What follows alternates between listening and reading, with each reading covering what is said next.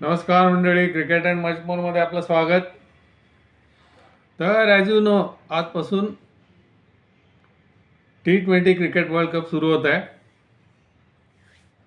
गेला आठवडा क्रिकेट विश्वामध्ये खूप खूप घडामोडी झाल्या. सगळ्यात अगदी लेटेस्ट म्हणजे कालचं आयुष म्हात्रे अँड कंपनीने जिंकलेला अंडर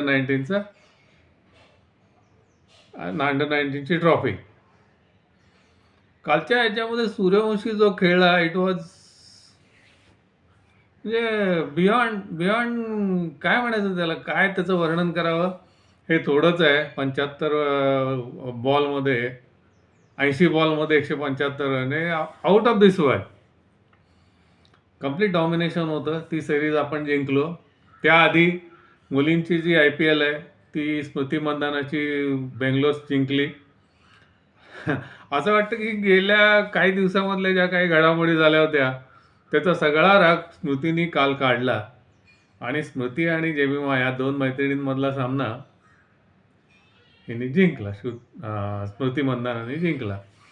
तर आता महत्त्वाचा विषय आहे आजपासून सुरू होणारा वर्ल्ड कप.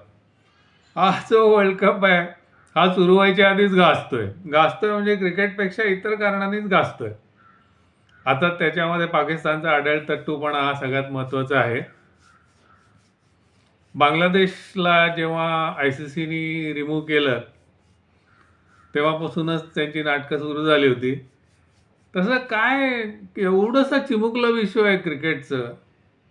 आपला भारतीय महाद्वीप, भारत, पाकिस्तान, श्रीलंका, बांगलादेश, अफगाणिस्तान, त्यानंतर युरोपामध्ये म्हटलं तर इंग्लंड, त्यानंतर इकडे ऑस्ट्रेलिया खंडामध्ये ऑस्ट्रेलिया, न्यूझीलंड, वेस्ट इंडिज बेटं आणि आफ्रिकेच्या अगदी खालच्या कोपऱ्यामध्ये साऊथ आफ्रिका.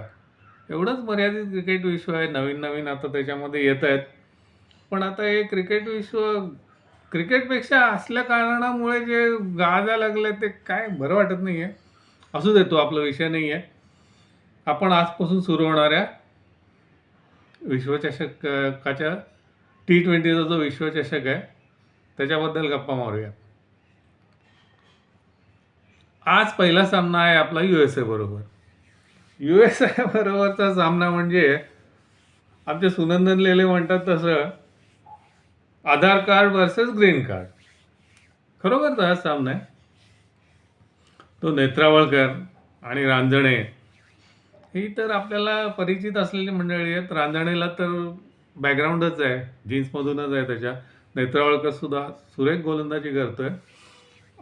आजचा सामना आपण जिंकणार आहेत काही वाद नाही, तरी पण गाफील राहून चालणार नाही. कारण एकदा त्यांनी पाकिस्तानच्या टीमला मस्त झटका दिलेला आहे.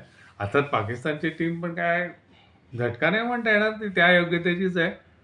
त्यांनी हरवलं. पण आपल्या टीमला हरवणं ही अशक्यपर्यायच बाब आहे. बघा, बॅटिंगचा जर विचार केला, अभिषेक, त्यानंतर त्याच्याबरोबर ईशान किशन, वन डाऊनला आपला तिलक वर्मा, सूर्या, पुन्हा रिंकू, हार्दिक. अरे काय, एकाला थांबवलं तर दुसरा, प्रत्येकाचा स्ट्राईक रेट 150-200 आहे. बरं, बॉलिंगचा जर विचार केला तर वरुणचा मिस्ट्री आहे, बुमराची आहे, हर्षदीप आहे, वेळ प्रसंगी कुलदीप आहे आणि शिवाय हार्दिक आणि याची साथ आहेच. हार्दिक तर आहेच आणि एका दुसऱ्या ओव्हरसाठी शिवम दुबे पण आहे. हार्दिक, शिवम दुबे, अक्षर पटेल असे अतिशय उत्कृष्ट ऑलराऊंडर आहेत. मला नाही वाटत आपल्या टीमला कोणी हरवू शकेल. तसा काही चमत्कार झालाच तर तो अगदी bad day, one very bad day असा जर काही आपल्याला अनुभवाला आला तरच कोणीतरी हरवू शकतं. पण ही स्पर्धा आपण 100% जिंकणार अशी आज तरी खात्री वाटते आणि बहुतेक तसंच होईल. आजचा पहिला जो सामना आहे तो आपण गाफील नाही राहून चालणार. मी आधी म्हटल्यासारखं सिरियसलीच घ्यायला हवा, कारण विश्वचषक स्पर्धेचा सामना आहे. त्यामुळे ते शेवटी क्रिकेटच आहे, बघायला मजा येणारच आहे. आपण सगळे TV समोर असणारच आहोत. पाकिस्तानची नाटकं काय अजून संपलेली नाही आहेत. असं म्हणतात, दिग्गज जे आहेत ते म्हणतात की 12 तारखेनंतर, 12 तारखेचा मुहूर्त तुम्हाला सगळ्यांना माहीतच आहे. 12 तारखेनंतर कदाचित डिक्लेअर करेल पाकिस्तान की खेळाचा विचार वगैरे वगैरे करून मोठा अगदी आव आणतील. आम्ही असं विचार करतोय की आम्ही आमचा जो हा बायकॉट आहे 15 तारखेच्या सामन्यावरचा, तो मागे घेतो आणि भारत पाकिस्तान सामना सुद्धा सुरळीत होईल. नेहमीप्रमाणे सणसणीत मार खाईल पाकिस्तान हे. आणि पाकिस्तान भारताकडून मार खाल्लेलं बघतानाची जी मजा आहे ती वेगळीच आहे. ती आपल्याला बघायला मिळावी. तर आता बॅटिंगचा जर विचार केला तर भक्कमच आहे. आता काय म्हणजे बेंच स्ट्रेंथ आणि हे एवढं आपलं जबरदस्त आहे की त्याचा सामना कोणी करेल असं वाटतच नाही आत्ता तरी. आता सेमीफायनलिस्ट जर म्हणाल तर माझ्या मते भारत तर आहेच, no doubt about it. South Africa पण येऊ शकतो, न्यूझीलंड येऊ शकेल. ऑस्ट्रेलियाचं थोडंसं त्यांचं कसं आहे, जरा या खेपेला काय सांगता येत नाही येतील की नाही. आणि हेझलवूड पण हे आहे असं बातमी आहे. त्यामुळे भारत तर नक्की असणार आहे माझ्या मते. साऊथ आफ्रिकाही असेल, न्यूझीलंड असेल तिसरा संघ आणि इंग्लंड. बहुतेक हे 4 संघ सेमीफायनलला येतील आणि आपण ही स्पर्धा जिंकू. पण उगीचच ते काहीतरी कारणांमुळे जे सावट आलंय स्पर्धेवर, स्पर्धा होती की नाही, इथपासून वगैरे झालं, हे असं दुर्दैवाने व्हायला नको पाहिजे होतं. मुळात क्रिकेटचं विश्व एवढंसं छोटं आहे, त्याच्यामध्ये सुद्धा अशा अदर दॅन क्रिकेटिंग रिझन्स काहीतरी अडथळे येतात. हे काही बरं नाही आहे. हा जेंटलमन्स गेम आहे, तो जेंटलमन्स गेमच राहावा आणि सगळ्यांनीच याच्यातून बोध घ्यावा. सगळ्याच संघांनी राजकारण आणू नये, सुरळीतपणे क्रिकेट खेळलं जावं. आणि जे कोणी सध्या त्याच्यात खोडा घालायचा प्रयत्न करतायत त्यांना देव सद्बुद्धी देव. मजा येणार आहे पण मॅच बघायला. कालचा जो सामना झाला ना अंडर-19चा, तेव्हा त्याचा जो कॅप्टन आहे आयुष म्हात्रे, तो खूप छान बोलला. तो म्हणाला, रोहित दादानी पहिल्यांदा विश्वचषक स्पर्धा जिंकून दिली. त्यानंतरचा नंबर होता हरमनप्रीतचा. त्यानंतर माझ्या संघाने एक विश्वचषक आणला.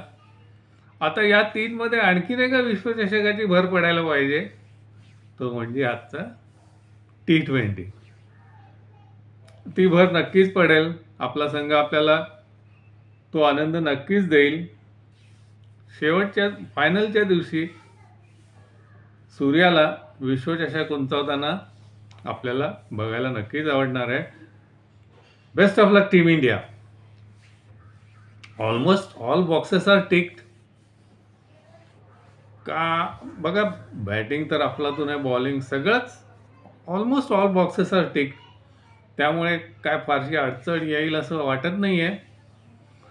थोडीशी जी ह्याची काळजीची बाब वाटते ना, ती बुमराहच्या फॉर्मची वाटते. याआधी असं होतं ना की बुमराहला 6 मारायचा म्हणजे त्याला क्वचित घडणारी घटना होती ती. अलीकडे बुमराहला सुद्धा 6 बसायला लागलेले आहेत.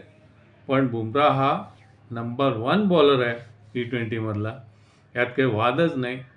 तो त्याचा योग्य तो परफॉर्मन्स नक्कीच देईल.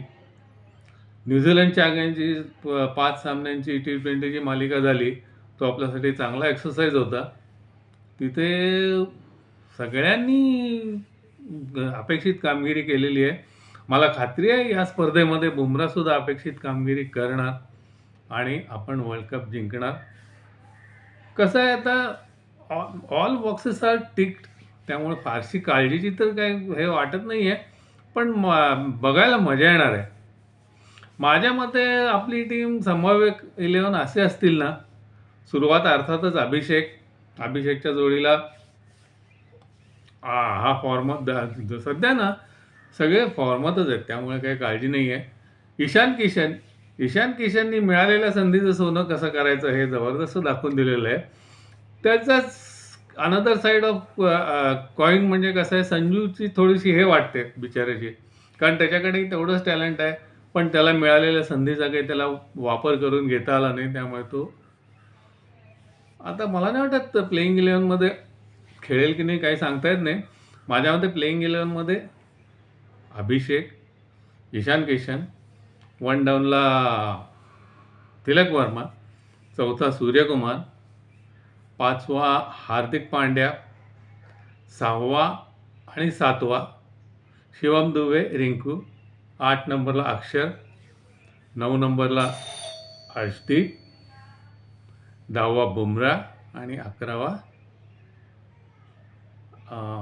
वरुण मिस्ट्री स्पिनर वरुण चक्रवर्ती. असा संघ असेल आपला. एकंदरीत सामने चुरशीचे होणार आहेत. आपण जिंकणारच आहोत. आणि सूर्या हा जो तिघेजण जे आहेत त्या मालिकेत, तिघेजण म्हणजे पहिल्यांदा रोहित, नंतर हरमनप्रीत आणि नंतर आयुष, त्या मालिकेमध्ये आपल्याला सूर्याचाही समावेश झालेला नक्कीच बघायला मिळेल. या पॉझिटिव्ह नोटवर बरं आहे मंडळी, पुन्हा भेटूया. See you.